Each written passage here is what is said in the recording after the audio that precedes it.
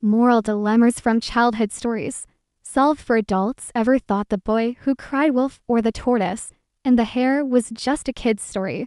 Think again. These classic tales had moral puzzles that hit harder as an adult. Trust, ambition, honesty, and failure aren't simple anymore. In this story time, we unpack these age-old conflicts, exploring how they mirror modern life and social complexity. From career choices to relationships, we'll reveal practical solutions, blending timeless wisdom with real-world challenges, proving childhood lessons were never really about childhood at all.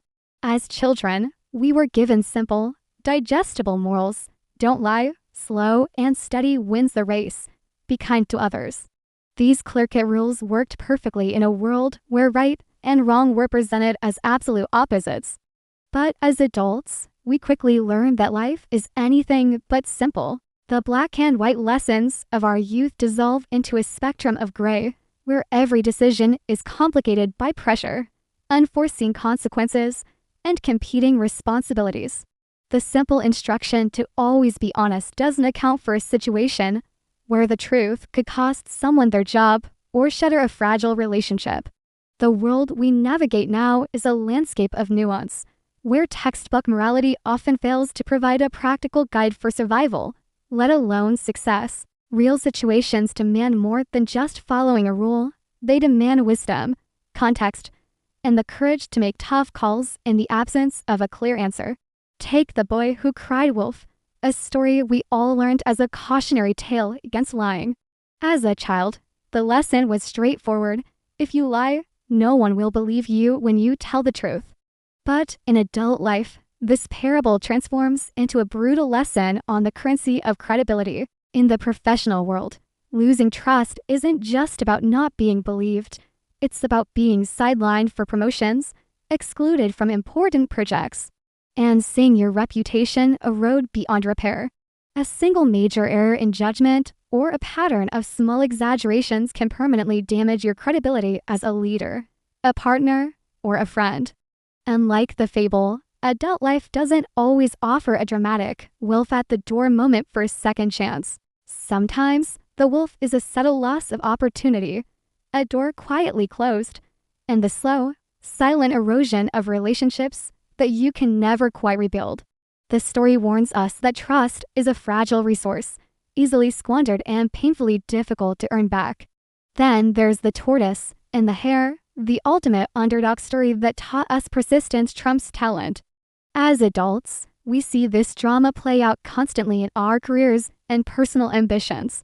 The lesson that slow and steady wins the race still holds a powerful truth, especially in an era that glorifies overnight success.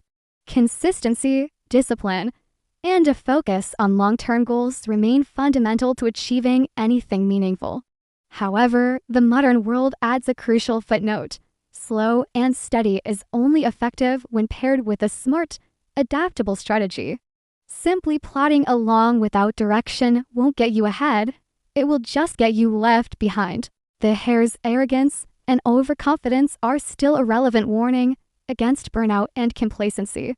We see it in talented individuals who coast on their early wins only to be outmaneuvered by hungrier, more strategic competitors. The updated lesson for adults is a hybrid approach. Maintain the tortoise's endurance and humility, but combine it with the hare's speed at a sustainable, strategic pace. The moral dilemmas in these stories also force us to confront the complex relationship between honesty and survival in our real-world decisions. Childhood tales present honesty as a pure, unassailable virtue. But as adults, we face situations where telling the unvarnished truth isn't just difficult, it can feel counterproductive or even destruct. How do you deliver critical feedback without crushing a colleague's morale? How do you navigate a negotiation where absolute transparency would put you at a severe disadvantage? The challenge is to remain ethical without being naive. It requires developing a sophisticated moral compass, one that distinguishes between deceptive lies and tactful, compassionate communication. Staying true to your principles doesn't mean you have to broadcast every unfiltered thought. It means learning to balance integrity with strategic empathy. finding ways to be truthful and kind. Principled and pragmatic. This is the tightrope walk of adult ethics, where survival often depends on your ability to navigate the gray areas with wisdom and grace. These fables were also our earliest introductions to the corrosive forces of competition, envy, and comparison. They warned us about the jealous fox, the boastful hare, and the perils of measuring our worth against others. But nothing could have prepared us for the relentless 24/7 comparison culture fueled by social media and modern professional pressures. Today, we don't just compare ourselves to our neighbors, we compare our lives to the curated, highlight reel existences of thousands of people online. This constant exposure amplifies feelings of inadequacy, envy, and the fear of missing out. The timeless warnings in these stories are now more urgent than ever. They remind us to refocus on our own race, our own path, and our own definition of success. The antidote to modern comparison is to internalize the lessons of the tortoise, define your own finish line, celebrate your own progress, and understand that the only competition that truly matters is the one against the person you were yesterday. Perhaps the most difficult lesson to absorb as an adult is that sometimes the good guy doesn't win.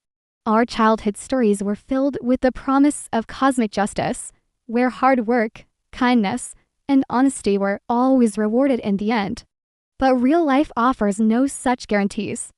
We see decent people get laid off, dishonest competitors get ahead, and unfair circumstances derail the best laid plans.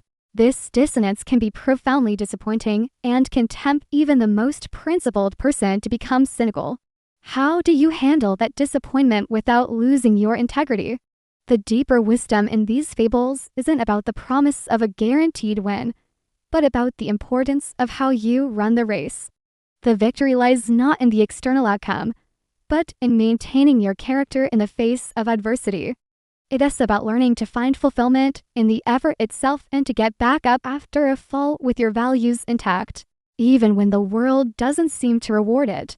To make these age-old lessons relevant, we have to update them, transforming them from rigid, simple rules into flexible, guiding principles we can actually use today. Then Crywolf evolves into a sophisticated understanding of reputation management and the strategic importance of credibility. Slow and steady wins the race becomes the principle of balancing sustainable effort with smart, agile strategy. These updated morals are not about following a simple command, but about developing the judgment to apply the core wisdom to complex, modern problems. They require us to think critically about the context of each situation and to adapt our approach accordingly.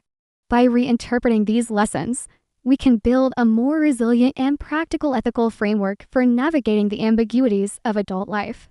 Ultimately, if we read them differently, these stories still have so much to teach us. Their true value for adults lies not in providing a set of rules to be followed blindly, but in offering powerful mental models and archetypes that help us think more clearly about our own choices. They are not prescriptive manuals for a moral life, but rather timeless tools for reflection. By revisiting the boy who cried wolf, the tortoise, and the hare, we aren't seeking simple answers. We're learning to ask better questions about trust, ambition, integrity, and resilience. These tales equip us with a richer vocabulary to understand our own dilemmas and the wisdom to choose our paths more wisely, proving that the lessons we learned as children were never really about childhood at all.